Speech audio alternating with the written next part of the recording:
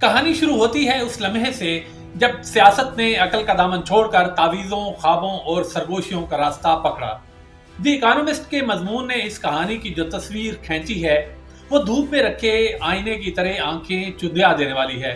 اس میں روشنی بہت تیز ہے مگر منظر اتنا ہی کڑوا بھی ہے۔ مثلا اس مضمون میں کہا گیا ہے کہ جب اقتدار کی ڈھلوان پھسلن والی ہوئی تو عمران خان نے ہاتھ تدبیروں کی طرف نہیں بڑھایا بلکہ اپنے ہی الفاظ میں رہونیت کی طرف ہاتھ بڑھائے۔ اصلاحات کے دروازے بند تھے مگر روحانی رہنمائی کے دریچے کسی بے قرار عاشق کے بازوؤں کی طرح کھلے ہوئے تھے جس میں سیاست اور توہم کی لکیر دھندلا سی گئی تھی۔ روزانہ سر پر بکروں کی سریوں کے پھیرے کی رسم سے بنی گالا کا گھر آسیبوں کا مسکن معلوم ہونے لگا تھا۔ یہ مضمون بتاتا ہے کہ بشرا بی بی کا حکم فیصلہ کن ہوتا تھا۔ مثلا پرواز کب اڑے گی، کب اترے گی، کسے ملنا ہے، کسے نہیں ملنا، فیصلہ کسی خاتون اول کا نہیں، کسی مجذوب خاتون کا لگتا تھا۔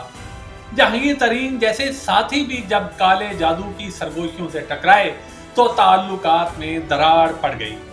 سوال اٹھانے والے اٹھا کر گھر سے باہر پھینک دیے گئے۔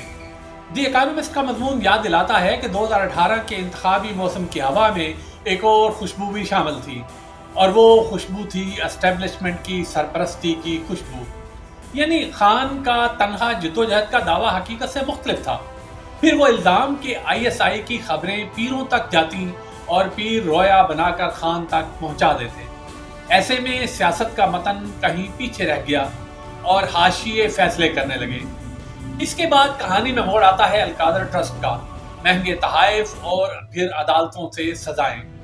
صاف دامنی کا بیانیہ بارش کے بعد کیچڑ میں لتھڑے کپڑے کی طرح تھا جو اب داغدار دکھائی دینے لگا تھا۔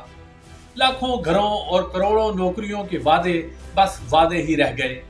مضمون کے آخری حصے میں PTI کو ایک جماعت نہیں بلکہ ایک جوڑے کے گرد گھومتے دائرے کی طرح دکھایا گیا ہے جس میں فیصلے مشاورت سے نہیں ہوتے تھے بلکہ خوابوں سے پھوٹتے تھے۔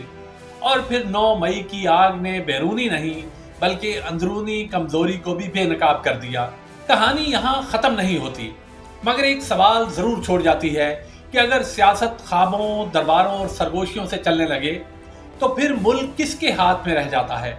تدبیر کے ہاتھ میں یا رہونیت کے بحروپ میں چھپے دھوکے کے ہاتھ میں؟